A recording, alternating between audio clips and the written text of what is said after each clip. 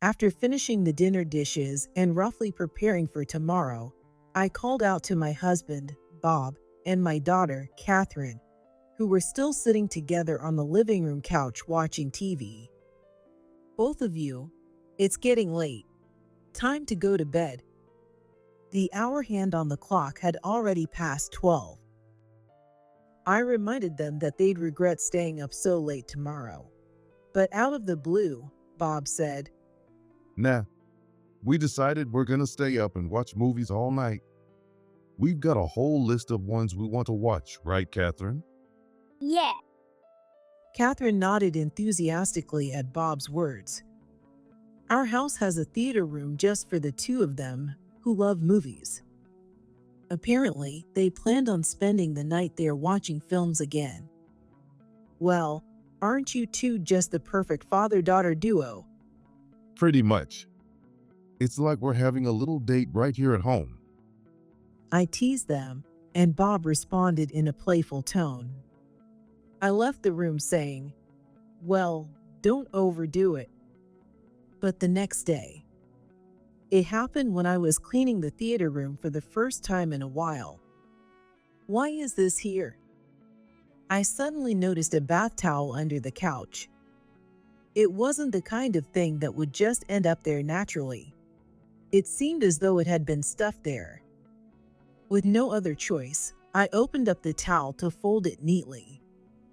But the moment I did, a wave of fear hit me, and I rushed out of the house. What is this? My name is Emily Jenkins, 45 years old. I work as a dietitian at a senior care facility. My job is demanding, but it's fulfilling to support so many people's lives. I live with my husband, Bob, who's a middle school teacher, and my daughter, Catherine. Well, Catherine and I aren't biologically related. She's Bob's daughter from his previous marriage. Catherine's birth mother passed away shortly after she was born due to illness. Bob and I met at a singles event. Maybe it was because of my job, but I had been thinking about retirement and growing old with someone since I was young, looking for a partner to support me in my later years. However, due to a health condition, I'm unable to have children. Many men seem to want to start families, which made my search for a spouse quite challenging at the time. That's when I met Bob. From the first time we talked, he was upfront about being a single father. He told me his wife had passed away early, and his child was still very young, so he was looking for someone who would accept both him and his daughter. Hearing this, I felt like it might have been fate. I couldn't have children, but I didn't dislike them. I regretted my condition. When Bob opened up about his life, I also told him about my inability to have children.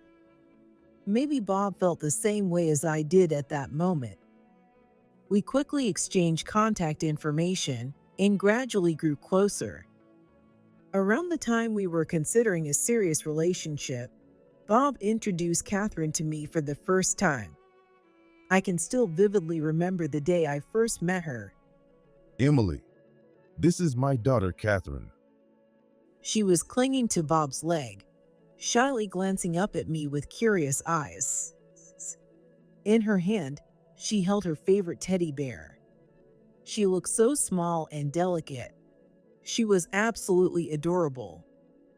Hi there, I'm Emily. Nice to meet you. I crouched down to her eye level and greeted her warmly. Catherine fidgeted nervously, but responded in a clear, confident voice. Nice to meet you. I'm Catherine. As she spoke, Catherine gave a shy smile. Right after that, she hid her face behind Bob's leg. But the moment I saw that smile, my heart fluttered. She's adorable. At the time, Catherine was 3 years old, still at an age where she needed a lot of attention. The thought of such an adorable child becoming my daughter filled me with joy. But at the same time, I couldn't help but feel deep sorrow for Catherine's birth mother, who never got the chance to watch her grow. Catherine still needed a mother figure in her life. That's when I made a promise to myself that I would take on that role and make her happy in place of her late mother. Over 10 years have passed since then, and I now think of Catherine as my own child. After I married Bob, Catherine quickly grew attached to me. She must have felt lonely without a mother figure in her life. From the outside, we now look like a close-knit family. Now that Catherine is in middle school, she excels both academically and in sports. She's the kind of daughter any parent would be proud of. She's the star of the tennis team and seems to be enjoying a fulfilling school life. Since Bob also played tennis, I often see the two of them chatting about the sport. It's great that Catherine is working hard in sports, and I should praise her for that.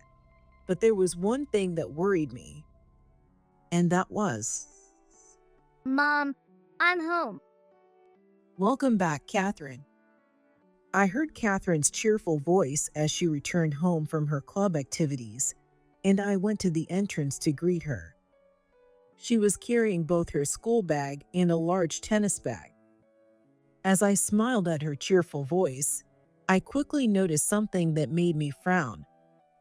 Her knees were covered in scrapes. Oh no, did you make another scar? What if those scars don't fade? You need to be more careful. Catherine often comes home with injuries, probably because she gets so absorbed in tennis. Maybe it's not right to say, "You're a girl, you should be more careful," but I can't help but worry when I see her getting hurt so often. Still, I know this is proof of how hard she's working at tennis. Because of that, I can't bring myself to be too harsh.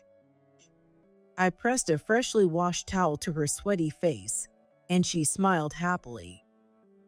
I know, but I just tripped a little. It's no big deal. It's great to work hard, but don't push yourself too much. Okay, Mom. Catherine smiled brightly as I wiped the sweat from her face. Every time I saw her looking so happy and sweet, I couldn't help but give in and spoil her, thinking, well, I guess it can't be helped. Even though Catherine is in her teenage years, she doesn't seem to mind our involvement in her life too much. The same goes for Bob. In fact, sometimes I think she's closer to Bob than she is to me. This happened on the weekend. Even though Bob works hard all week, he was up early on Saturday and called out to Catherine cheerfully. Catherine, ready to go? Yeah, Mom, I'm going shopping with Dad today. Oh, really? Yep, I'm excited to try a new drink they have. Catherine responded excitedly. The two of them always seem to go out somewhere on the weekends. It's not like I'm being left out. Part of it is probably because I'm more of a homebody, but Bob and Catherine go out together quite often. Unlike me, Bob and Catherine are into sports, so they're more of the outdoor type. Most of the time, their outings are for shopping. They often visit popular character shops or grab sweets together. So basically, you're just using him as your chauffeur. Come on, Emily. Don't say that. You're gonna make me sad. I teased Bob, and he shrugged in response. I'll bring you back a souvenir, so look forward to it. As Catherine said that, she was already heading towards the front door, holding her nice handbag, as if she couldn't wait any longer. Bob, ready to follow, was right behind her when I added, "Well, at least she doesn't hate you yet." Of course not. Catherine loves me. Soon enough, she'll be asking you not to mix your laundry with hers. Bob just gave me a vague smile and shrugged off my teasing. Have a good time. Once I saw them off, The house suddenly became quiet. I listened as the sound of their car slowly faded into the distance and let out a deep sigh. Maybe there really is something different when you're related by blood. It's not that Catherine and I have a bad relationship, but compared to Bob, it feels like there's a deeper connection between them.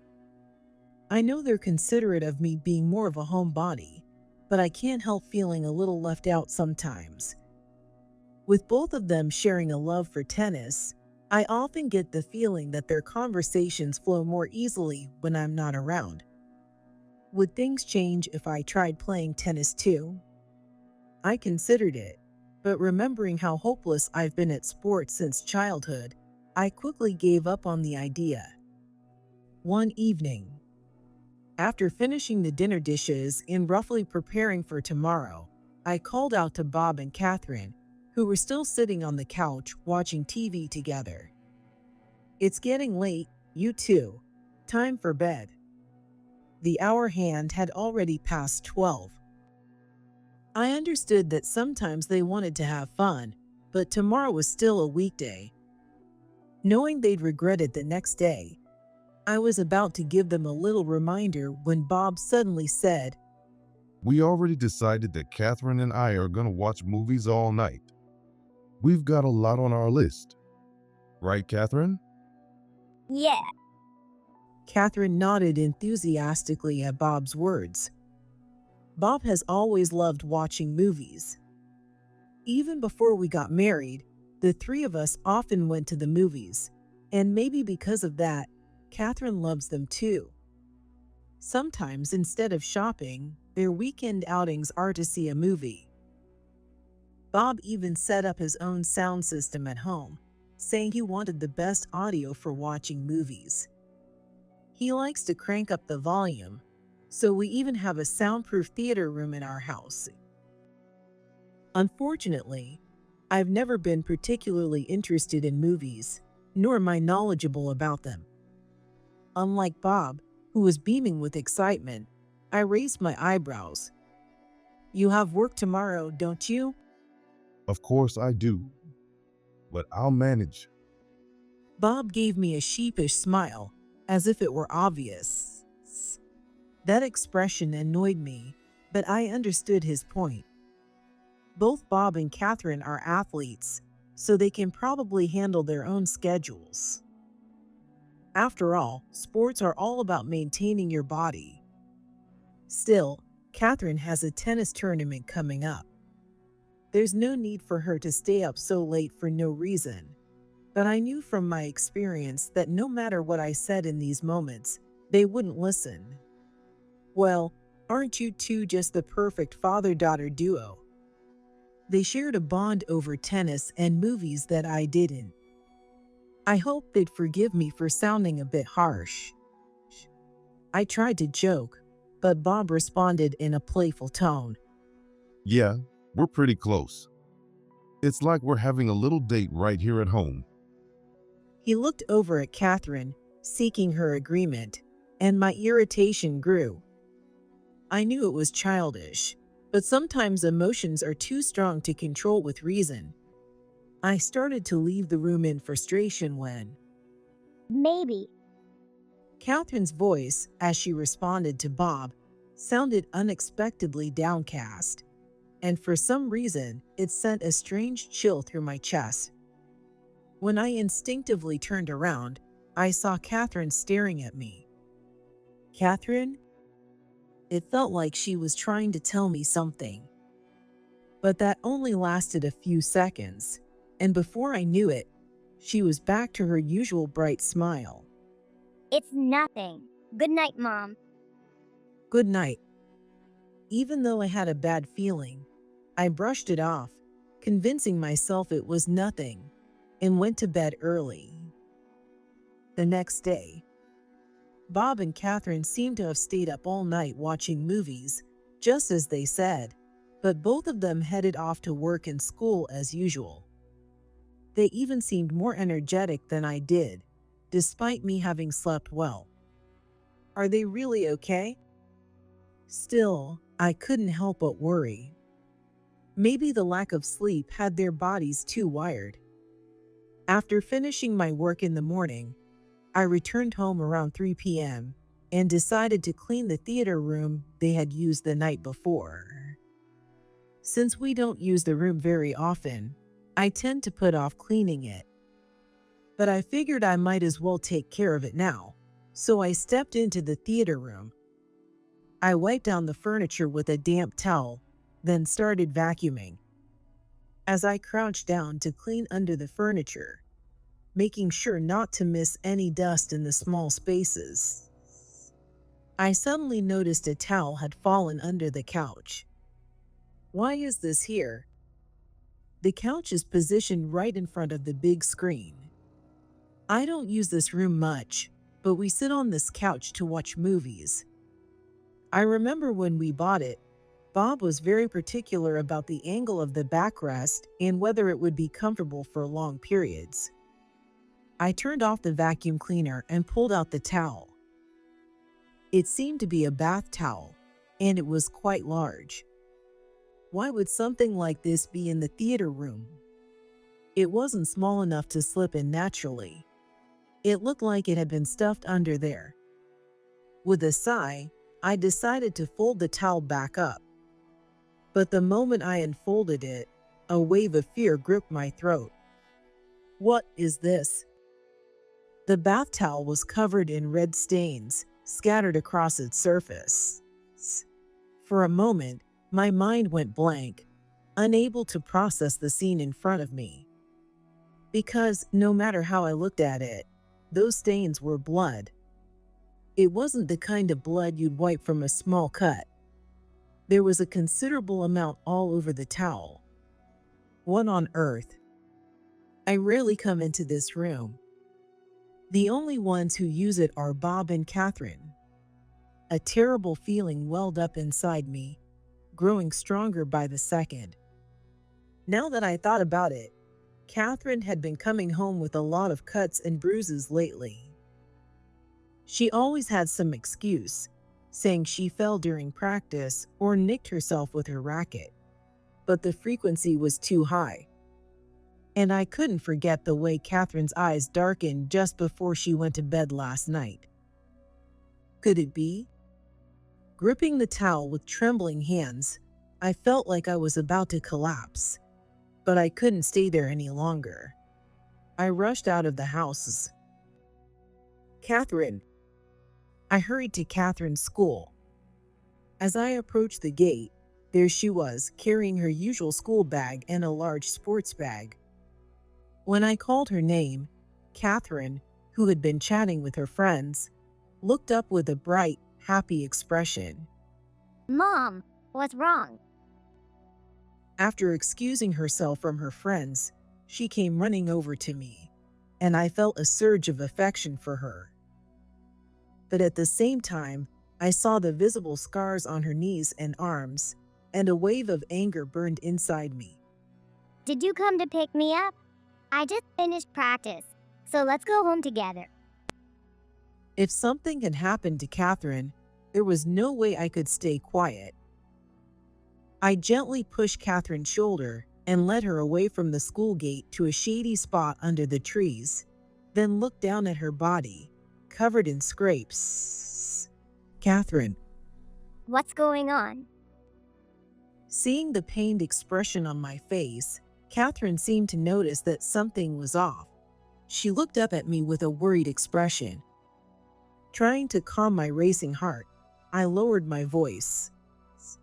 I'm happy to walk home with you, of course. But first, I need you to tell me the truth. The truth? Catherine tilted her head, looking confused. I pressed my hand against my chest, feeling the rapid pulse beneath my shirt, and stared directly into her eyes.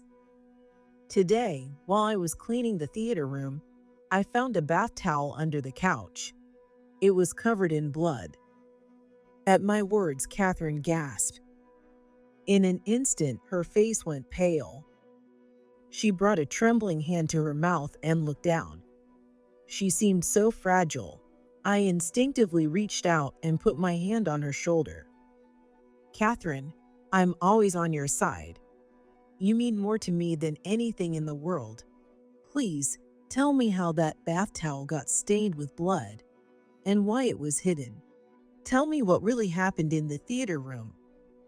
Catherine fell silent for a long time. I could tell she was debating whether to tell me or not. But I waited patiently, trusting that she would open up to me. Finally, Catherine spoke, her voice barely above a whisper. The truth is, we didn't watch a single movie last night. I was practicing tennis with Dad. All those times we said we went shopping or to the movies, that was a lie. Dad's been training me in tennis. So that's what it was. As Catherine confessed, everything suddenly made sense. Bob was also a tennis player, but his passion for the sport was on a completely different level from Catherine's. His obsession with tennis went far beyond just a hobby. In fact, he was still coaching tennis, even while working as a middle school teacher. For Bob, tennis wasn't just a sport. It was practically a lifelong mission. Apparently, Bob once aimed to become a professional tennis player. One time, when we were talking about why he married me, he joked, I married you, Emily, because you can cook meals for athletes. Bob's dedication to tennis was intense. But Catherine wasn't like that. You don't really love tennis that much, do you, Catherine? No, I guess you already knew that. Catherine nodded sadly, her shoulders slumping. Of course, she had the talent to succeed. She'd achieved impressive results in her school tournaments, but it wasn't something she was passionate about. Of course I knew. You're my precious daughter. And don't forget, there was that time you and Bob argued about tennis when you were little. I remember the day when Catherine was still young, and we had a small argument about tennis. Bob had suddenly announced that he wanted her to take tennis lessons. He had shown her a brochure he found advertising a tennis school. Catherine, you got real talent. You could be a pro. You could represent the U.S. and even compete in the Olympics. He grabbed her shoulders, speaking with such enthusiasm that I frowned a little, thinking that this should really be Catherine's decision. After all, it was her life. Catherine enjoyed physical activities, but it seemed she preferred dancing and singing her heart out. And sure enough, Catherine shook her head. But I like singing more than tennis. Tennis isn't fun. What are you talking about? You've got a gift most people can only dream of, and you're just throwing it away? When Catherine firmly stated that she had other interests, Bob raised his voice at her as if scolding her. I could see Catherine shrinking back in fear, and I couldn't stay quiet any longer. Bob, wait. This isn't your decision to make. It's up to Catherine to choose if she wants to play tennis. Just because you love the sport doesn't mean you can force it on her. I thought I was being perfectly reasonable, but Bob turned on me furious. You don't get it, Emily. You don't understand how incredible Catherine's talent is. She might have talent, but it's up to her how she uses it. Well, yeah, but I remained calm, not backing down. Bob bit his lip in frustration and went silent. He looked displeased, but I wasn't going to let him force Catherine into anything anymore. Talent isn't a reason to force someone to do something they don't want to. Although Bob seemed to give up, Catherine remembered that incident well, and when she entered middle school, she joined the tennis team. Of course, it was also because of Bob's strong encouragement. Catherine had reluctantly given in. He never gave up, did he? I muttered in a low voice, remembering the deep discomfort and frustration I'd felt back then. I regretted not standing my ground more firmly. After I joined the tennis team, Dad didn't say anything at first, but just before a big tournament, I offered some advice and started training him. Since then, he's been dragging me to the court, calling it special training. As she said this, Catherine began to unwrap the surgical tape around her palms. Her palms were covered with blisters and blood. This is awful. I could barely contain my trembling as I gently took her hand, careful not to touch the wounds. It was too painful for me to look at her palm. Whenever Dad says we're going on a date, that's a signal for our training to start. At first, I was happy because he praised me when I played tennis, and it made him proud. But recently, it's just been painful. I hate it. I hate the tennis court now. Catherine said this quietly, almost to herself. I suddenly remembered that last night, when they said they were going to watch a movie, Bob had used the word date. What had seemed like a harmless joke at the time now felt horribly sinister. I wanted to tell you earlier, but Dad told me not to. He said if I snitched, he'd get in trouble and that the other kids wouldn't be able to compete in the tournaments. I'm sorry I kept lying. It turns out Bob had been not only forcing Catherine to play tennis, but he'd also been using threats to keep her quiet. Catherine bit her lip and lowered her head, her voice barely a whisper as she apologized. I couldn't take it anymore and pulled her into my arms. This isn't your fault, Catherine. You don't need to apologize. I couldn't forgive myself for not noticing sooner. Last night, when Catherine had stared at me, she had probably been unconsciously reaching out for help. And I had completely missed it. I'm the one who should be sorry for not realizing what you were going through. You've been trying so hard, Catherine. I wouldn't let Bob do this again. With firm resolve, I said this aloud, and Catherine, perhaps relieved or maybe just happy to be praised, finally gave me a shy little smile. I doubt Bob ever intended for things to go this far. Sports rely on the body. And if you damage it, you lose everything. Pushing Catherine so hard that she bled went completely against that logic.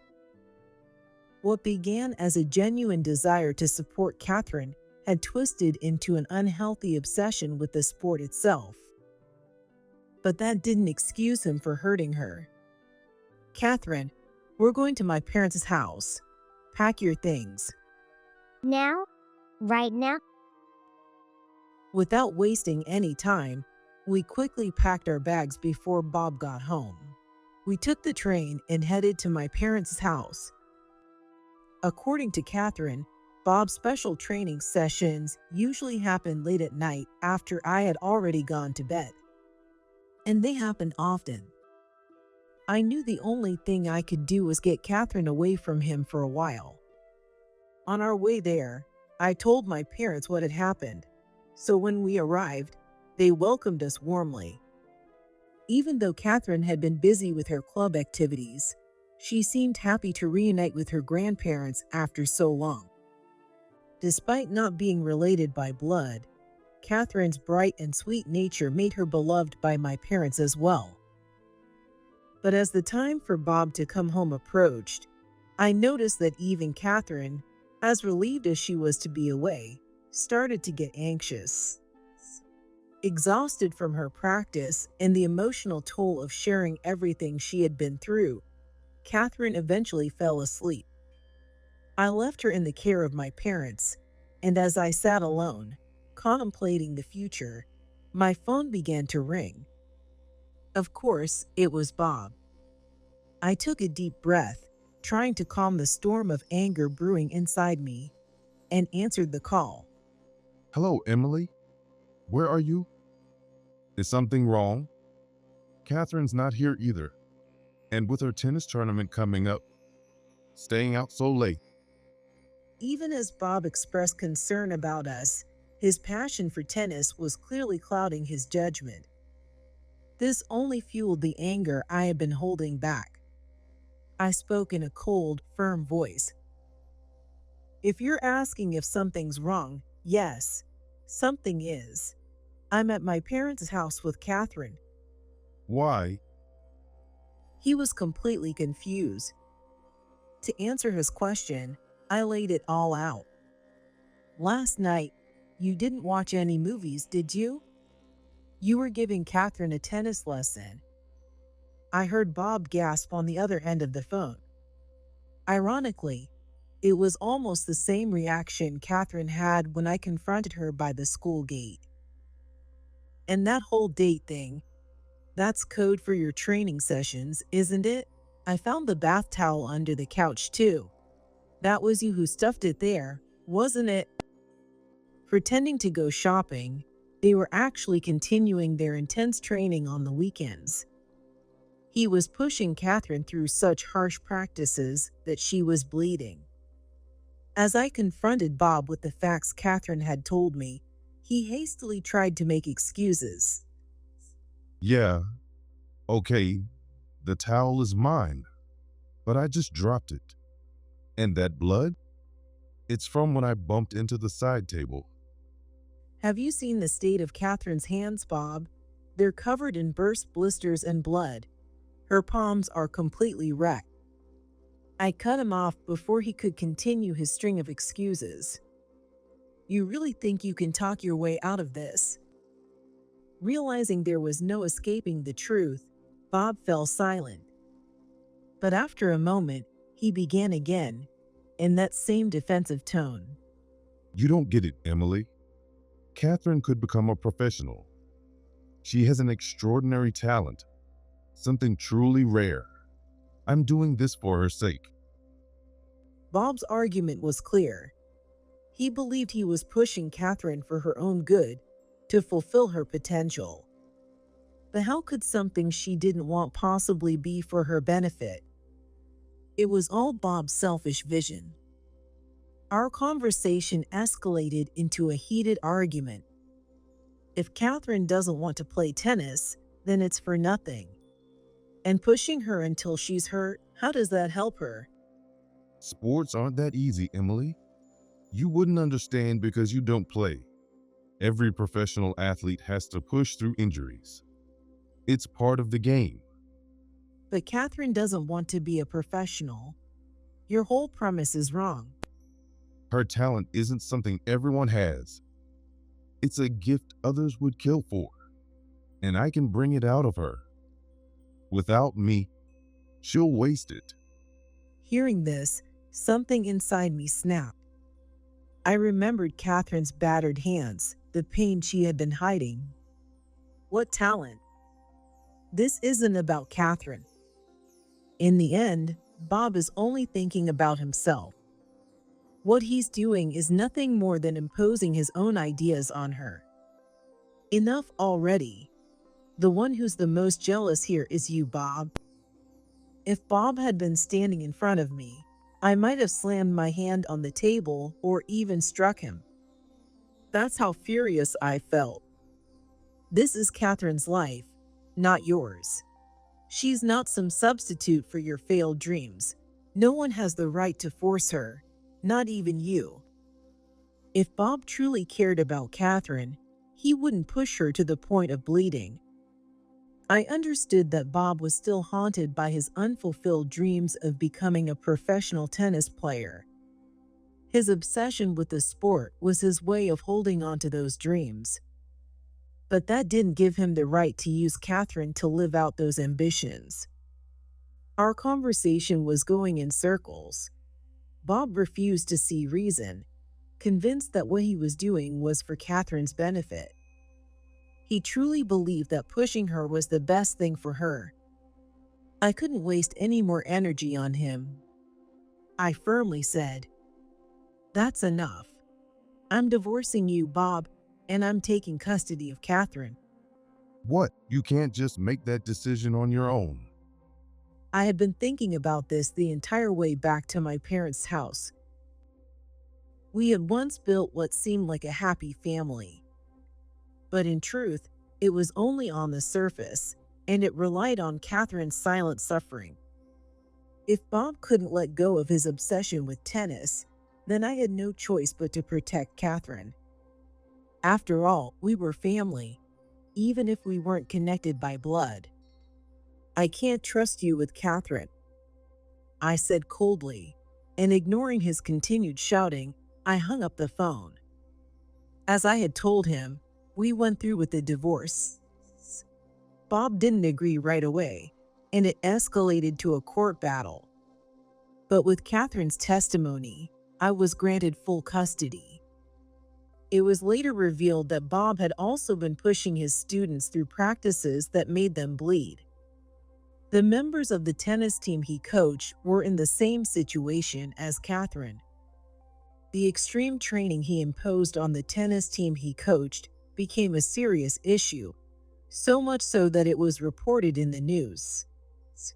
Naturally, Bob was fired. But even then, he insisted he had done nothing wrong. Honestly, I never want to have anything to do with him again. Mom, I'm home. Welcome back, Catherine.